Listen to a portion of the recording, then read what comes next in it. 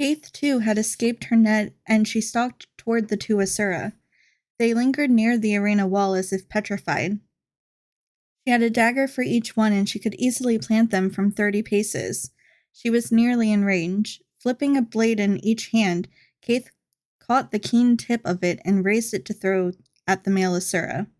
But he threw something first. A handful of red sand. It flew out and whiffed down in front of Kaith. Did he want to blind her?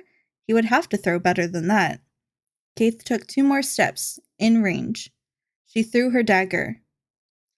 Except that the ground shifted underfoot, and the blade spun off target, only nicking the Asura's ear. He didn't even flinch, focused instead on the sand beneath her feet. It was mounding up. The Asura spread his fingers toward the ground, and it rose in response. Kaith's feet sank to mid-calf in the climbing sand. She tried to pull them free, but plunged to her knees. Clawing the stuff only trapped her hands as well. Quicksand, but it wasn't watery. It was firm, like muscle. A huge sand creature was emerging beneath her. Its back arched from the arena floor and revealed a head with pointed ears. Kaith's feet were mired in its shoulder. Sand sifted away to reveal broad but stumpy arms and stocky legs. The golem stood to full height, a gigantic Asura in the likeness of the older Asura. The golem moved as the Asura moved. He lifted a hand to his shoulder and pressed firmly down, and the golem's hand lifted in the same way, driving Kaith to mid-thigh in the sandy golem. She stabbed the thing with her daggers, but the blades only sank away, lost in the all-consuming sand. Kaith shouted for help, but her teammates couldn't possibly hear her over the roar of the crowd. Kaith, Logan, and Ritlock were arrested by Captain Magnus the Bloody-Handed. Realizing that this trio was a group of fighters, he made them an offer to fight in the pits to pay off their billets, and they agreed. Their first fight was against an undefeated team called the Killers, which they won, and Edge of Steel became the new fan favorite in the pits. The Crichton Queen, Jenna, arrived in Lion's Arch to ask for the city's help with the centaur problem. A special match was made for her entertainment. Logan immediately fell in love with Jenna, commenting during her speech how everything she said applied directly to him. During their fight, he declared that he would take on the destroyer harpy, Rakagorix, single-handedly in her honor, which he did. Mostly. During the fight, though, Logan was badly injured and fell unconscious. When he awakened, Logan was then summoned to Divinity's Reach, the Crichton capital, and Queen Jenna asked him to make a pledge to her that he would fight as her champion and come to her aid whenever she called.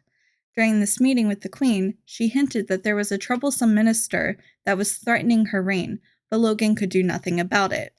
After Logan returned to Lion's Arch, he and the Queen began writing to each other, keeping each other updated on their goings-on. Most of these letters included threats from the Queen, where she would say that she would forbid him from going to his guild's next adventure, but that she would never deprive him of being a hero. After Edge of Steel's loss in the pits to Dragonspawn's Destiny, the two guilds came together and formed Destiny's Edge, combining their two names. Their first stop was to finish off the Dragonspawn. After that, the group made their way to Holbrook with a brief interruption from Newt Whitebear, reminding Air that she was banished. Destiny's Edge continued north. Ritlock commented that Air seemed to be an outlaw, to which she replied that she was an outcast. Temporarily.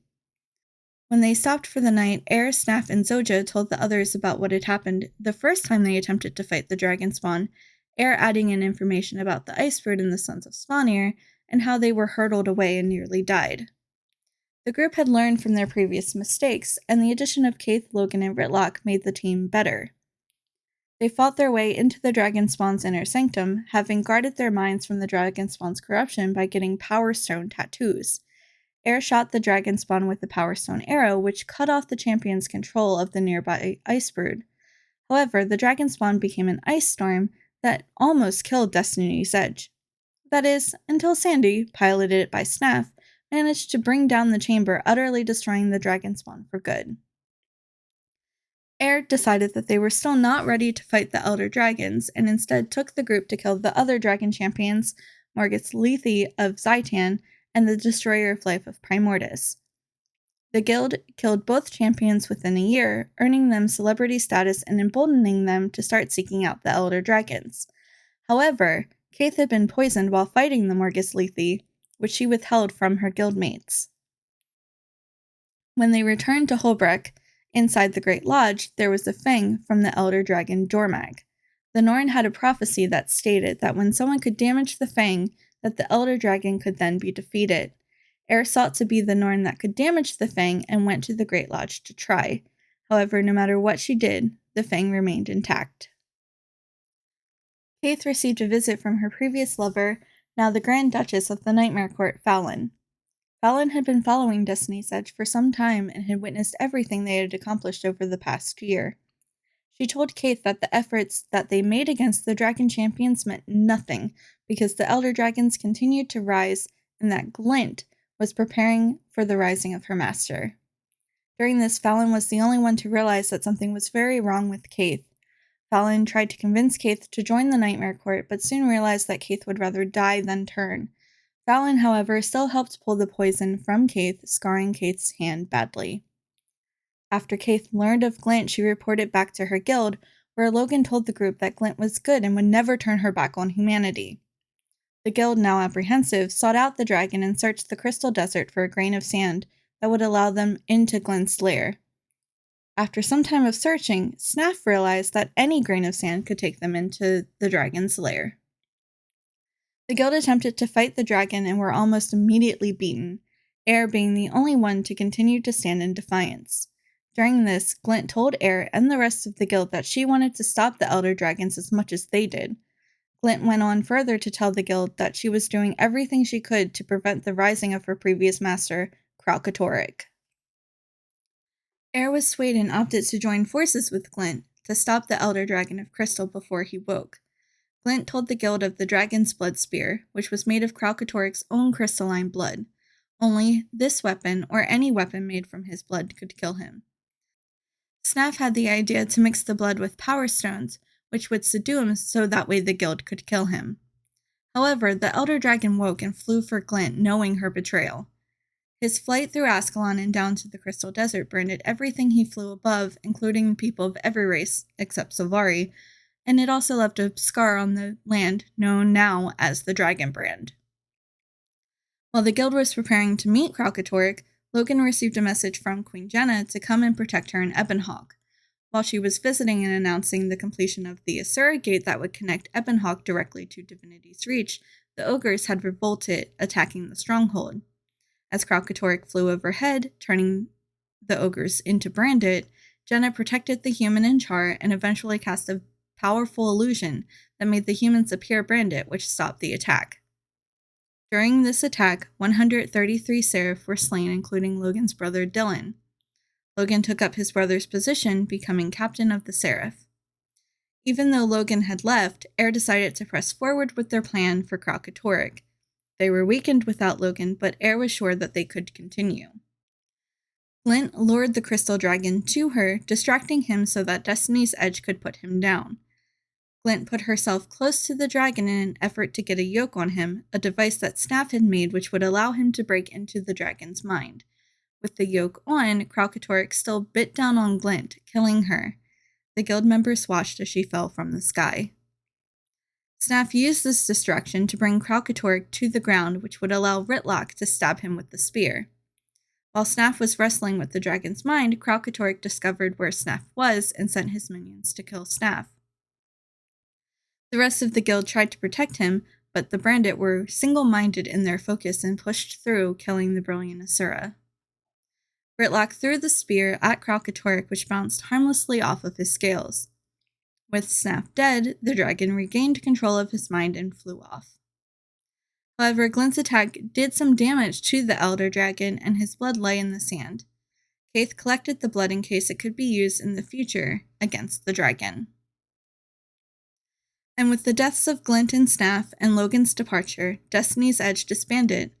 Ritlock blamed Logan, Zoja blamed Eir blamed herself, and Kaith wanted to fix it, but it would be another 5 years before she would get the chance. So they all returned home, Eir went back to Holbrook, done with her life of adventuring and returning to her sculpting. Zoja went back to Radasum, trying to improve on Snap's golems and setting up a special prize in his honor for Asura cruise. Logan was by his queen's side, captain of the Seraph. Ritlock joined back up with his warband and became a tribune in the Blood Legion. And Kaith returned to the Grove, hoping to find anyone that would help her complete her wild hunt. It wasn't all bad news, however. One Char survived the branding, even though the crystal dragon flew directly over her warband. She watched in horror as her warband turned and she had to put them all down. That Char's name was Almora, and she became widely known as Almora Soulkeeper. How long can the Char and human war over Ebonhawk go on? What can the Vigil do to put an end to this pointless fighting and get the people of Tyria to focus on the actual threats, the Elder Dragons? Find out in the next episode of the Archon Chronicles. Want to learn more about Destiny's Edge and their journey? Check out Edge of Destiny by J. Robert King, Book 2 in the Guild Wars novels. You can also see what happens next in this story by playing through the personal story and story dungeons in Guild Wars 2. Thanks for watching this episode of the Archon Chronicles. If you enjoyed this episode, please like, comment, and subscribe to help with the channel and to be notified when new videos come out. Want even more Guild Wars 2 content? I stream on Twitch 4 times a week. Find me on Twitch and Instagram at AngelRider428. I'll see you in the next episode.